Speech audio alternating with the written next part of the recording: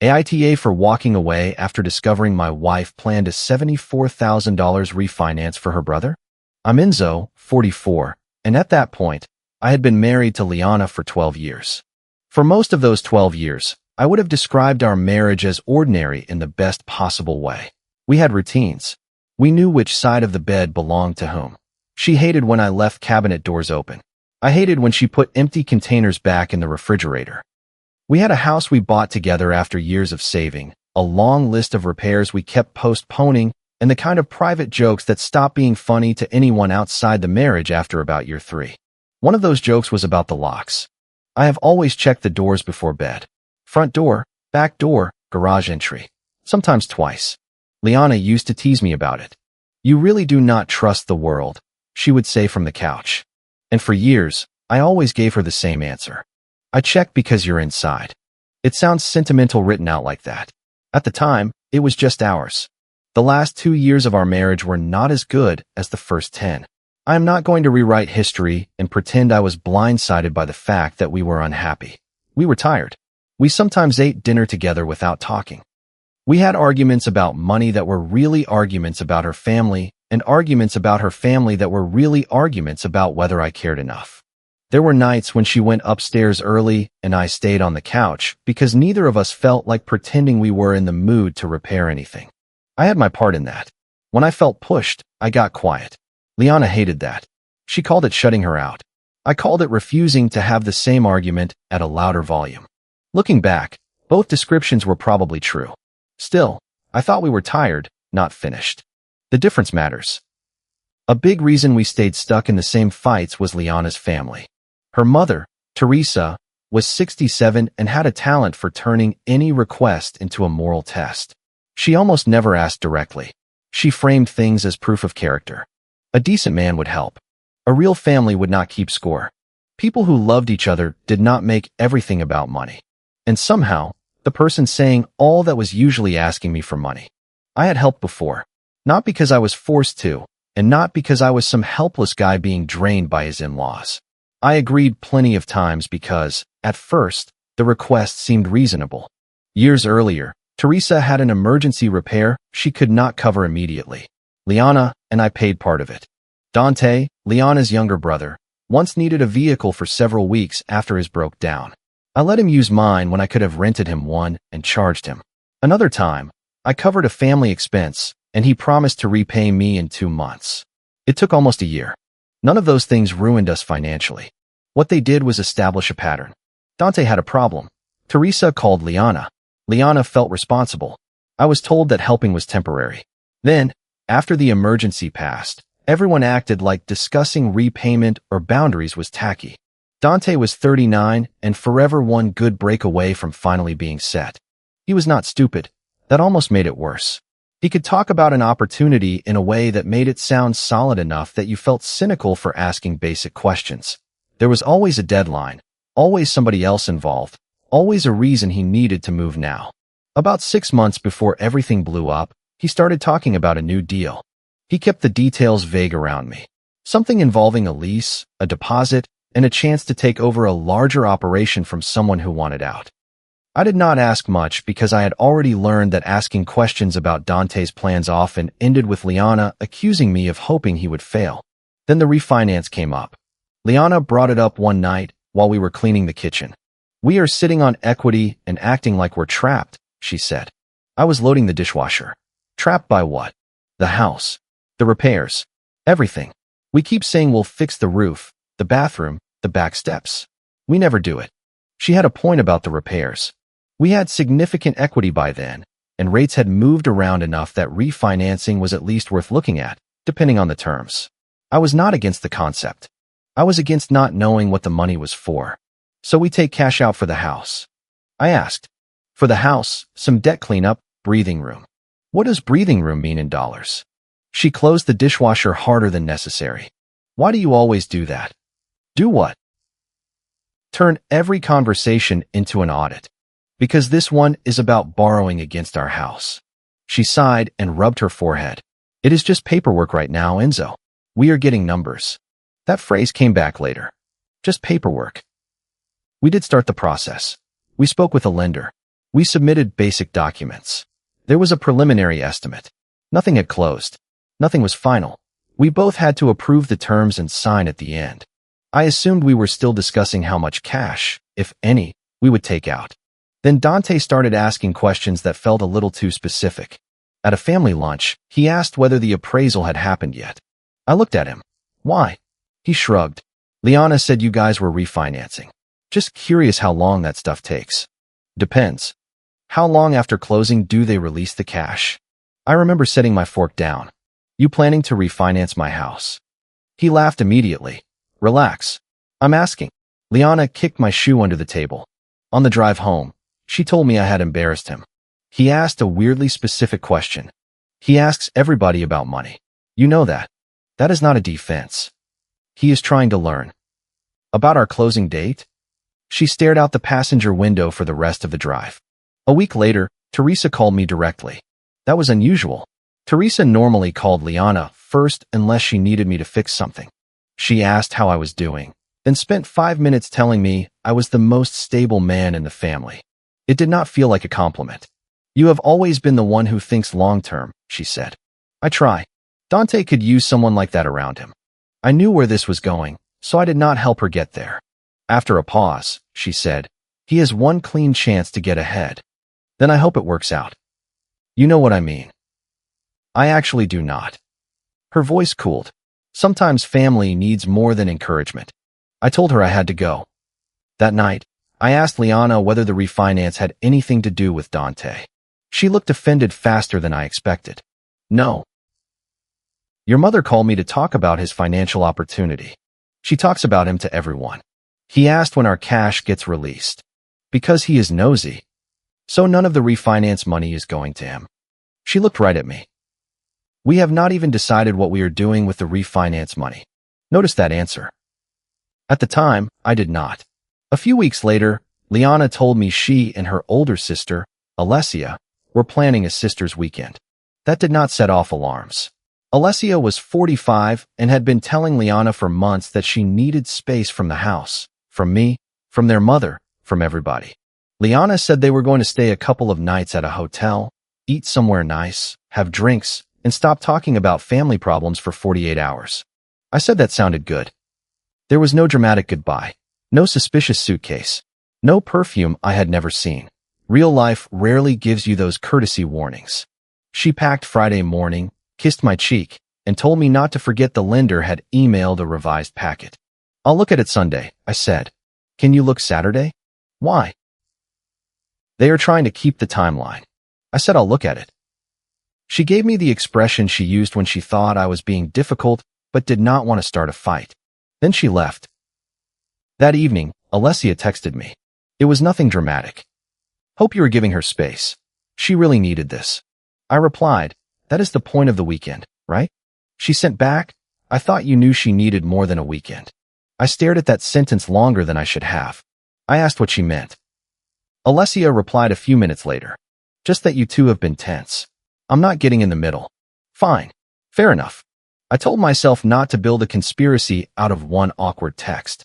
Saturday morning, I sat at the kitchen table with coffee and opened the laptop we both used for household stuff. Banking, utility bills, insurance, tax folders, travel confirmations. Liana had her own laptop, and so did I, but the shared one stayed in the kitchen because that was where we handled boring life. I logged into the joint credit card account to check a charge I did not recognize. There was a hotel authorization for more than I expected. That alone was not suspicious. Maybe she had upgraded the room. Maybe Alessia had booked one room, and Liana had put incidentals on our card. What bothered me was the merchant detail. The reservation reference attached to the charge showed a guest name, Nico. Not Liana. Not Alessia. Nico. I had never heard the name before. I sat there trying to make it innocent. Maybe the hotel system attached the wrong guest. Maybe it was the person at the front desk. Maybe the card processor had mixed something up. Then I noticed the browser still had an email account open. It was not Liana's main email. It was an old shared booking account we had created years ago for travel deals and confirmations. Most of the time it was junk. She had apparently used it recently because there was a hotel confirmation in the inbox. I opened it. Same hotel. Same weekend. Reservation under Nico's name, with Liana listed as an additional guest. My hands actually went cold. Not shaking. Cold. The kind of physical reaction where your body understands the situation before your mind catches up. I took screenshots with my phone. Then I did something I am sure people will judge me for. I kept looking. I did not hack her accounts. I did not guess passwords. I did not install anything. I stayed on the shared laptop, inside accounts that were already logged in and that we had both used for household business. The refinance email was open in another tab. I clicked it because I wanted to know why she had pushed me to review it during the weekend. The lender had sent an updated estimate and asked us to confirm whether we intended to proceed toward closing. Nothing unusual there. Then a notification popped up from the messaging app tied to the laptop. It showed only part of the message because the app was not fully open. Keep him calm until he signs the refinance. Sender, Teresa. I stopped breathing for a second. I opened the thread. Again, this was not some account I broke into. Liana had synced the message app to the shared laptop months earlier, mostly so she could type longer messages while handling family things. It was still signed in. The conversation was not pages of criminal mastermind planning. That almost made it worse. It was casual. Teresa, keep him calm until he signs the refinance. Liana, I know. Teresa, Dante cannot lose this because Enzo got emotional. Liana, I said I know. Teresa, handle your marriage after closing. Liana, please stop texting me about this right now. There it was. Handle your marriage after closing. I read it 3 times. I still did not know exactly what this was. I knew there was a refinance. I knew Dante needed money. I knew my wife was at a hotel under another man's reservation. I knew her mother wanted me calm until I signed something. The facts were bad enough. The gaps were worse. My first instinct was to call Liana. I wanted to hear her voice change when I said Nico. I wanted to ask Teresa what kind of family talks about a son-in-law like a closing condition. I wanted to call Dante and ask him how much of my house he had already spent in his head. Instead, I called Raphael. Raphael has been my closest friend for more than 20 years. He is not a therapist. He is not one of those friends who give speeches. He listens, asks one annoying question, and usually makes me realize I am about to do something stupid. He answered on the 4th ring. What happened? That was his first sentence because I apparently do not call him before noon on Saturdays unless something is wrong. I told him what I had found. He was quiet for a while. Then he said, do not call her yet. I want to hear her explain it. You do not have the whole thing. I have enough. You have enough to be angry. That is not the same thing. I walked out onto the back steps because I could not sit still. What am I supposed to do? Wait until she comes home and ask whether Nico had a good weekend? No. Get facts, not revenge. That sentence probably saved me from making the worst decision available. Raphael asked whether anything had been signed with the lender. No. Then deal with that first. He told me to preserve what I already had and speak with the lender about pausing the process if I no longer consented. Then I told him I wanted to know whether Alessia was actually with Liana. He said, ask Alessia. I said I did not trust the family enough to tip anyone off. That is when the idea of a private investigator came up. Even saying it felt ridiculous. I had never hired one. I associated private investigators with television husbands hiding in sedans with telephoto lenses. But by early afternoon, I had spoken with a licensed investigator who explained exactly what he could and could not do. Public places only. No entering rooms. No accessing private accounts. No tracking devices. No pretending to be law enforcement. He could document who Liana met, where she went in public, and whether the weekend was what she claimed. I hired him. Was that cold? Yes. Was it invasive? In a sense, yes. But I had a hotel reservation with another man's name and a text telling my wife to keep me calm until I signed away equity in our house. I wanted something firmer than intuition before I detonated my marriage. The first update came that evening. The investigator sent 3 photos taken from public areas. In the first, Liana was in the hotel lobby sitting across from a man I did not know. In the second, they were walking into a restaurant together. In the third, they were in the parking area beside his car. He had one hand at the back of her waist. The investigator identified him as Nico, 43. I knew enough then. Whatever exact label Liana planned to use later, it was not a sister's weekend. I called Raphael again. He asked if I was okay.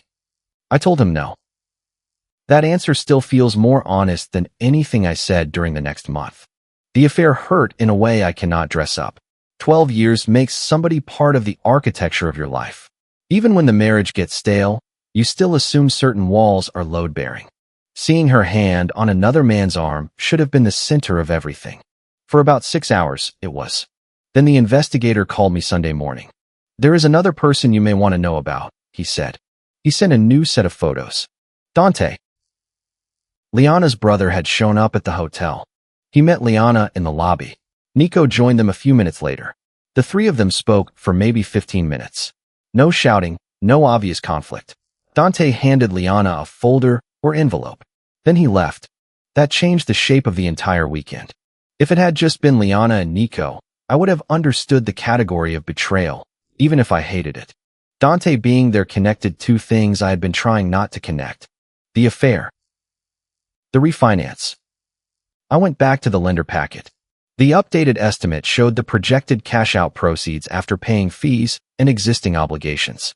The net amount was higher than what we needed for the repairs Liana and I had actually discussed. I started going through our shared finance folder. There was a spreadsheet I had seen before with a boring name, something like House Refi Options. I had assumed it was Liana comparing terms. One tab was labeled after closing. That was where I found the $74,000. The line did not say gift to Dante in big letters. It said D initial funding, $74,000. Below it were smaller amounts for the roof, bathroom work, credit card payoff, and a cash reserve. I might have talked myself into another innocent explanation if there had not been a draft email saved in the same folder. It was addressed to Dante. The body was short. "Once funds clear, I'll send 74 as discussed. Need your wire details again. Do not send anything to Enzo." I stared at that last line until I got angry enough to stand up. Do not send anything to Enzo. That was not family helping family. That was a plan built around keeping one spouse uninformed until his signature made the money available. I took copies of everything. Screenshots, PDFs, the lender emails, the spreadsheet, the draft message, the hotel confirmation, Teresa's texts. I saved them in more than one place. Then another message came through from Teresa. "Dante cannot lose this because Enzo got emotional." I do not know whether Liana had replied from her phone or whether the thread was just sinking slowly, but that sentence finished something in me. Not the marriage. That had already been damaged by then. It finished my willingness to be reasonable for people who were counting on me being predictable. I called the lender. I did not accuse anyone of fraud. I did not demand an investigation. I said exactly what was true. I am not authorizing my home equity to fund a third party. I am not consenting to proceed with this refinance. Please note in writing that I am withdrawing from the transaction. The loan officer asked whether I wanted the application fully canceled or merely paused. Canceled unless I personally restart it. Because both of us were required to close, that was enough to stop the process. The lender sent written confirmation later that day. That was the first piece of the plan gone. Then I dealt with my own finances. Contrary to what Teresa later told people, I did not empty our joint accounts. I did not take Liana's money. I did not shut off utilities or cancel her cards. I transferred my separate funds into an account only I controlled, changed passwords on my personal accounts, and stopped automatic transfers that were not required for household bills. I documented the balances. I left the joint household money where it was. I moved my passport, personal financial documents, tax records, a few sentimental items, my personal laptop, and enough clothes to live somewhere else. I did not change the locks. It was still her house too. I did not touch her belongings. By Sunday evening, most of my side of the closet was empty. That was harder than canceling the refinance. There is something ugly about packing your own socks into a suitcase while looking at 12 years of shared life in the same room. I found an old birthday card she had written me 6 years earlier. I almost packed it, then put it back in the drawer. I did not know whether keeping it would be sentimental or pathetic. I called Raphael and asked if I could stay with him for a few days while I figured out what came next. He said yes before I finished the sentence. Before leaving, I walked through the house twice. Front window locked. Back door locked. Garage entry locked. Then I stood by the front door with my hand on the deadbolt and thought about that stupid old joke. I checked because you're inside. For the first time, The house did not feel safer because Liana belonged there. It felt like the place where I had been easiest to manage. I locked the door and left. Liana's flight landed Monday morning. My phone started ringing less than an hour later. First call, no voicemail. Second call, no voicemail. Third call, voicemail. Enzo, where are you? Fourth call. Call me right now. Then a text. What did you do to the refinance? That was her first direct question. Not why are your clothes gone? Not I need to explain. Not are you okay? What did you do to the refinance? I stared at the message and felt something inside me settle. I replied once. I withdrew my consent. Put anything about finances in writing. She called again immediately. I let it ring out. Then she sent. You had no right to do that without talking to me. I almost laughed at the wording. No right to stop myself from signing. I wrote back. I have every right not to sign a loan I do not agree to. 3 dots appeared, disappeared, appeared again. Then, so you went through my private messages too? That told me she knew exactly what I had found. I did not answer. Teresa called next. I did not pick up. Dante called after her. I let that go too.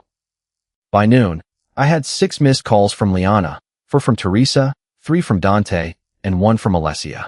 Alessia left a voicemail. Enzo, I do not know what is going on, but Liana is saying you moved out while she was away and killed the refinance because you think she cheated. Please call me before Mom turns this into World War III. That was the first version of the story they pushed. I was jealous. I had overreacted. I had invaded Liana's privacy. I had abandoned my wife while she was away trying to get space. And because I was hurt by what I thought I saw, I had sabotaged Dante's one chance at stability. The wording was almost impressive. What disappeared from that version was the $74,000. I called Alessia back. She answered immediately. Were you actually with Liana this weekend? I asked. There was a pause. Part of it. What does part of it mean? I drove up with her Friday. We had lunch. I stayed at a different hotel with a friend Saturday night. So you were not staying with her all weekend? No. Did you know about Nico? Another pause. Who? That sounded real. I told her the hotel reservation was under his name. She swore quietly. Enzo, I knew she wanted space. I knew she had been talking to somebody from years ago. I did not know she was meeting him. She told me she had a separate room because she wanted to be alone. Did you know about the refinance money going to Dante? What money going to Dante? That answer was even faster. I told her the amount. $74,000. She did not say anything for several seconds. Then she said, no, absolutely not. I could hear her moving around, maybe closing a door. Mom said you and Liana were taking cash out for repairs. That is what I was told too. Did Liana promise Dante money? Yes. How do you know? I have the draft. Alessia exhaled. Then she said something I remembered at the dinner later. Do not put my name on a trip I was barely part of. I told her I was not interested in recruiting her to my side. I just needed to know what was true. She said, so do I. For the next 2 days, I kept communication with Liana limited and mostly in writing. She did not like that. She sent long texts about how humiliated she felt coming home to half an empty closet. She said I had made a marriage decision without giving her a chance to speak. She said Nico was complicated and that I was making assumptions about what had happened. Then, several messages later, she stopped pretending nothing had happened and shifted to explaining why. You were already gone emotionally, Enzo. I stared at that one for a while because it was not entirely false. I had withdrawn. I had stopped asking how she was doing because every answer seemed to become an argument. I had treated peace as evidence that things were not getting worse. But emotional distance was not consent. It did not authorize a secret relationship. And it definitely did not authorize borrowing against our house to hand her brother $74,000 before dealing with the marriage. I wrote back, we can discuss the marriage separately. Explain the $74,000. Her reply came 10 minutes later. Dante was going to lose his deal. I wrote, that is not an explanation. She answered, my family was drowning, and you kept acting like it was not your problem. I read that line more than once. It was probably the clearest statement of our real conflict. To Liana, if her family was drowning, Our resources were automatically part of the rescue. To me, helping someone was still a choice that required both of us to agree when the money came from our home. I asked whether she had planned to tell me about the transfer before closing. She did not answer that question. Instead, she wrote, "I was trying to fix one problem before facing another." That was an admission in every way that mattered. She wanted Dante's problem solved before our marriage became unstable enough that I would refuse. The timing was not accidental. Teresa continued leaving voicemails. At first, they were angry. "You do not destroy a family's future because your feelings are hurt." Then they became softer. "A husband helps when his wife's family is in trouble." Then angry again. Dante needed one clean chance. You know he did. One voicemail was especially useful because she said more than she probably intended. "If you had waited until Liana came home, none of this had to happen. You could have signed, Dante could have closed, and then you two could deal with Nico or whatever this is like adults." I saved it. That message answered any remaining question about how much Teresa knew. She knew about Nico. Maybe not every detail. Maybe she did not care about every detail. But she knew enough to understand that the marriage was in danger, and she still wanted the refinance signed first. Dante's messages were less polished. "You could have helped and still walked away. You did not lose anything. I lost everything. It was supposed to be temporary." I replied once. "You made a commitment based on money I never agreed to give you." He answered, "You had it." That was all I needed from him. Not "I'm sorry." Not "I should have asked you." You had it. As if the existence of equity created his claim to it. Later, I learned he had already placed a deposit connected to his deal because he expected our refinance to close on schedule. He had represented to people involved that his funding was lined up. It was not. He lost the deposit. I did not take it from him. I did not interfere with his contract. I did not call anyone on the other side. He lost it because he committed money he did not have based on a private promise from my wife using funds that required my consent. That distinction mattered to me, even if it did not matter to him. By Thursday, Teresa wanted a family dinner. She called it sitting down like adults. I declined the first time. Then Alessia called me. "I think you should come," she said. "Why?" "Because Mom is telling people this is all about you finding pictures of Liana and some guy. That is not my problem. It will become your problem if the refinance story gets rewritten into you taking revenge on Dante." I did not want to sit across from them. I also did not want months of family gossip built on the idea that I had nuked a loan out of jealousy. So I agreed under two conditions. 1, I was not there to negotiate the refinance. 2, if anyone raised their voice or tried to corner me, I was leaving. The dinner was at Teresa's house. When I arrived, Liana was already there. She was sitting between Teresa and Dante at the table, not next to me. That told me more than I expected. Alessia sat across from them. She looked exhausted. There were 2 other relatives there who had clearly been told some version of events, but they did not say much at first. Teresa had made enough food for 10 people. That was her style. Feed everyone, then use the setting to make disagreement feel rude. I took a seat at the far end. Liana looked at me and said, "You look tired." I almost said, "So do you." Instead, I said, "I am." For the first 15 minutes, nobody discussed anything important. It was unbearable. People passed food. Somebody asked about traffic. Dante barely ate. Then Teresa put down her fork. "We need to stop this before it gets worse." I said nothing. She looked directly at me. "You left your wife while she was away."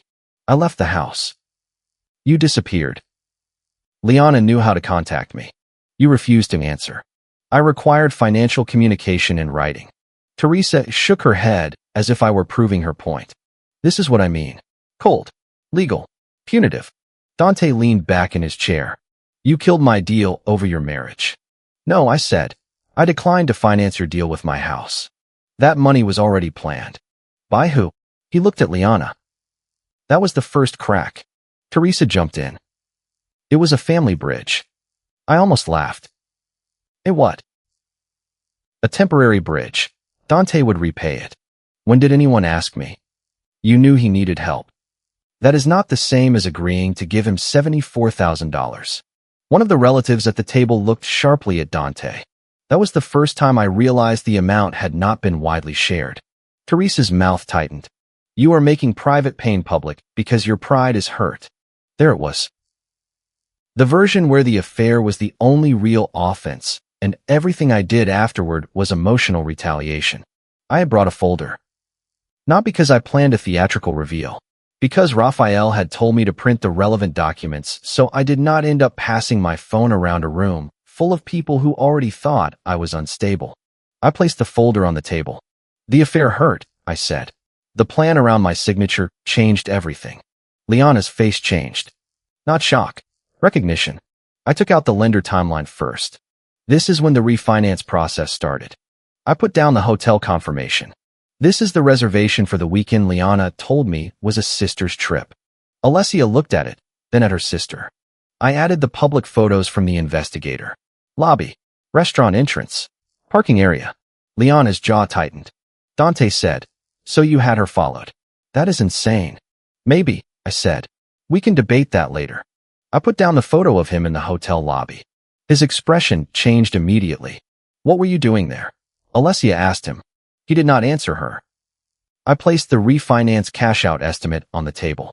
Then the spreadsheet showing D initial funding, $74,000. Then the draft email to Dante.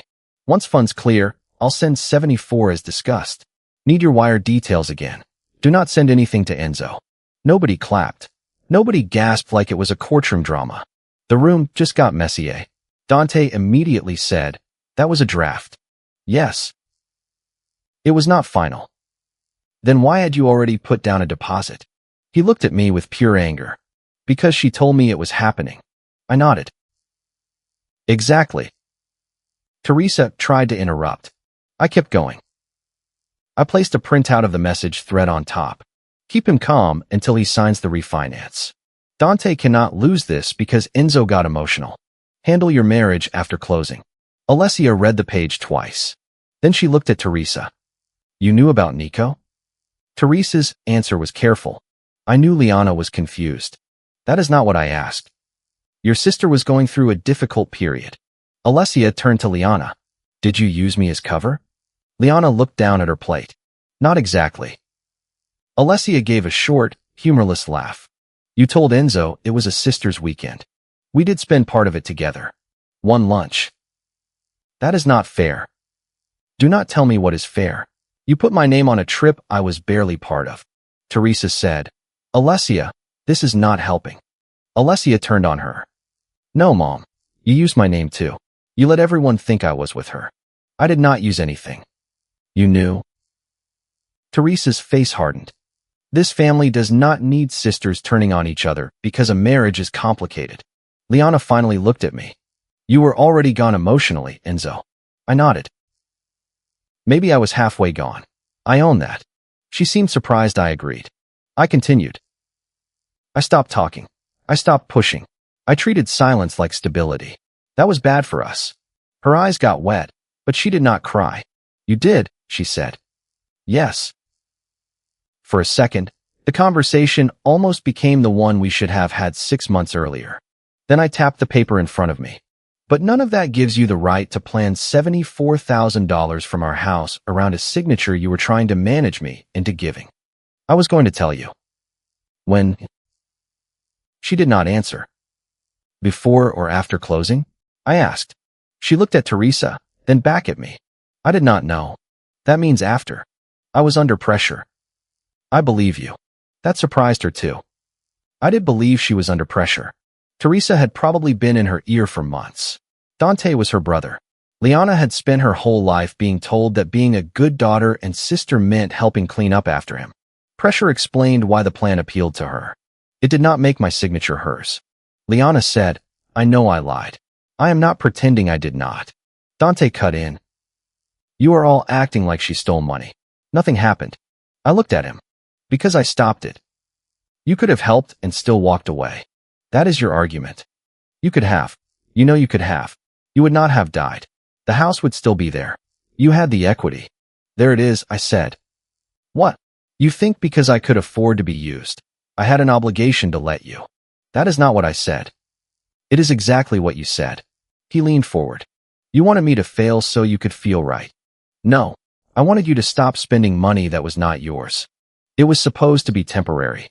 Then you should have asked me for a temporary loan. He had no answer to that. Teresa did. You would have said no. Yes. She blinked. I repeated it. Yes, I probably would have said no. Then what choice did Liana have? That sentence ended any remaining doubt I had about Teresa's role. What choice? I said. Not taking the money was a choice. She looked disgusted. A husband helps when his wife's family is in trouble. A husband gets asked before his house becomes collateral for his brother-in-law. You keep saying your house. Our house, I corrected, which means neither one of us gets to promise the equity alone. Liana spoke quietly. I was trying to fix one problem before facing another. I looked at her, and I was one of the problems you thought could wait. She wiped under one eye with her finger. You made it impossible to talk to you. Maybe I did sometimes. You shut down. Yes. You acted like my family was a burden. Sometimes they were. Teresa started to speak, but I held up one hand.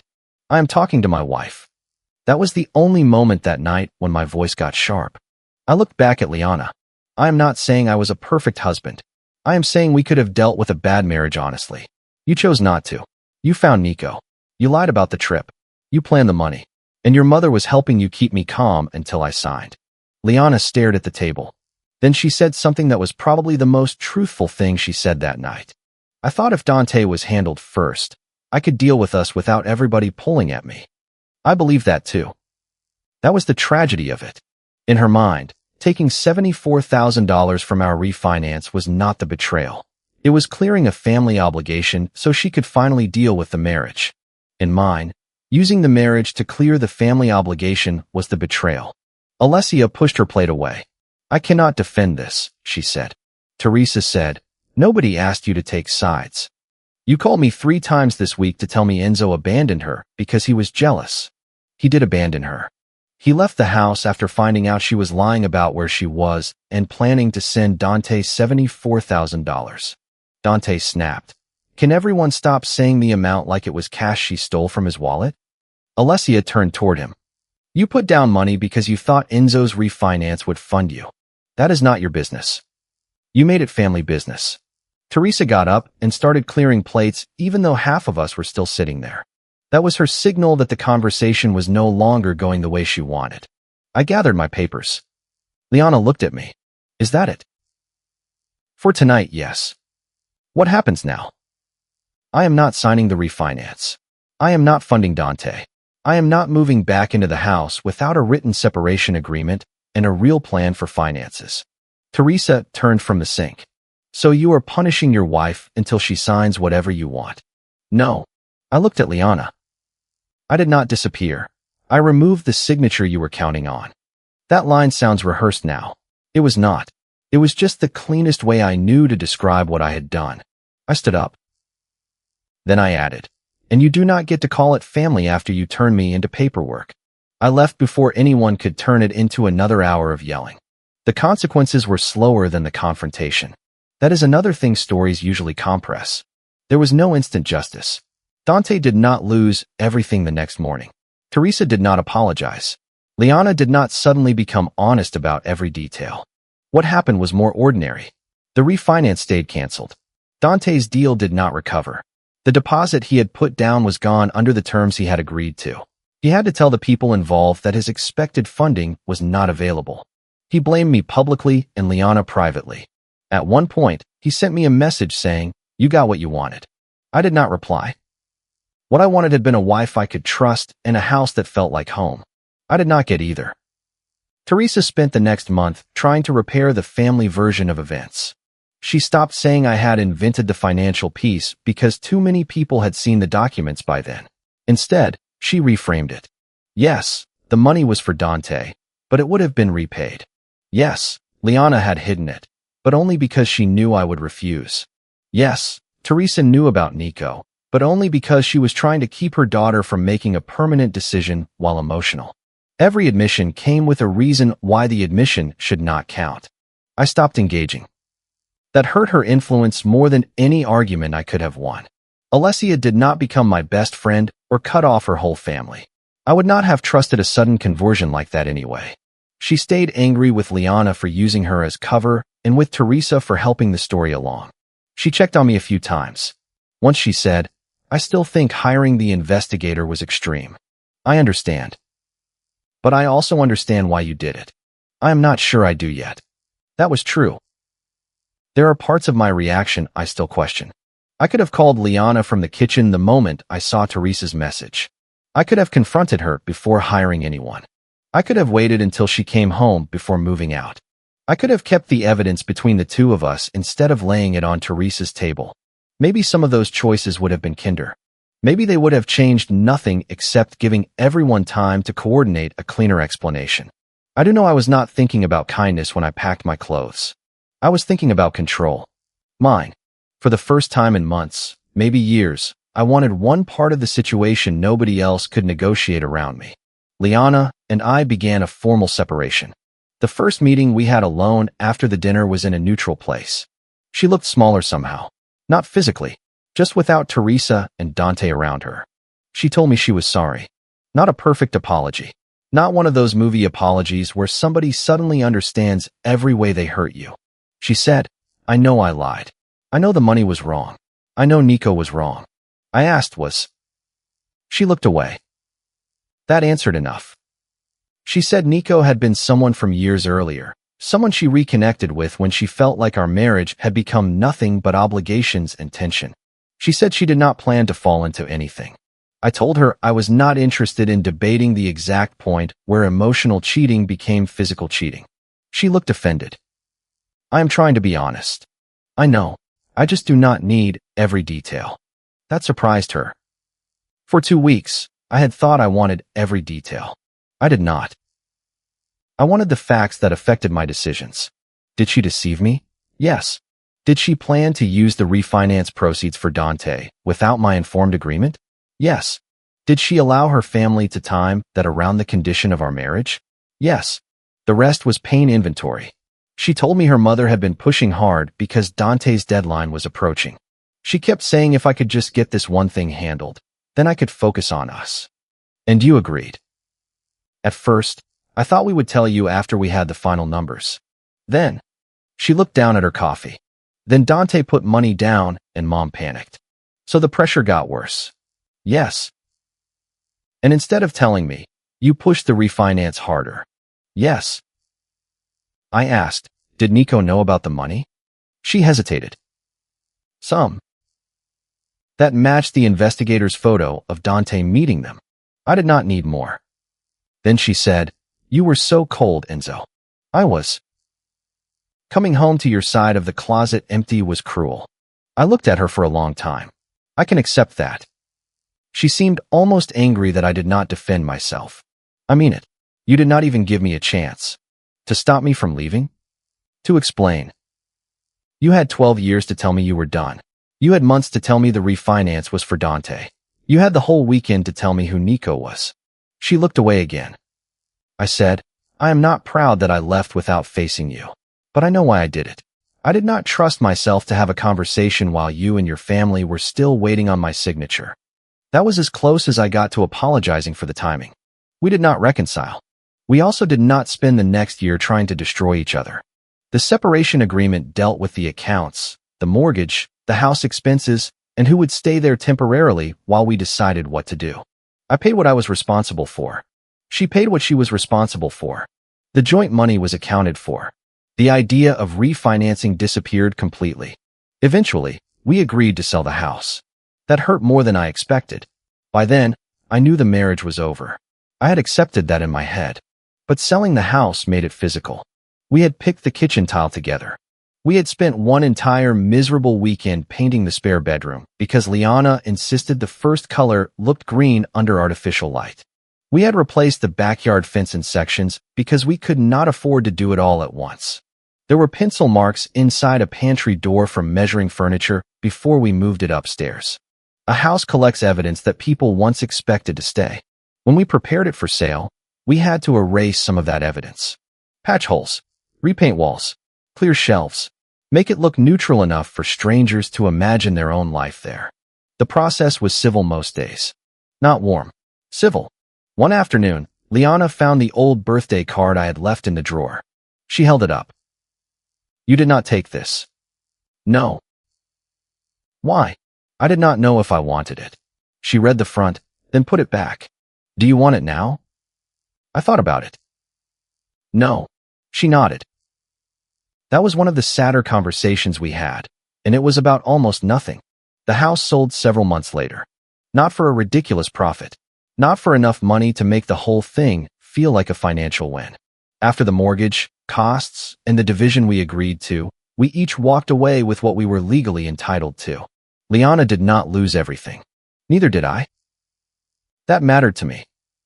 I did not want revenge disguised as fairness. I wanted the part of my life that was mine to stop being treated like a family reserve fund. The last day I went to the house, it was almost empty. Liana had already taken her remaining things. I walked room to room once because I had done that every night for years. Not checking for memories. Checking locks. Back door secure. Garage entry secure. Windows closed. At the front door, I looked down at the old brass key in my hand. The lock had been changed for the buyers, so the key no longer opened anything.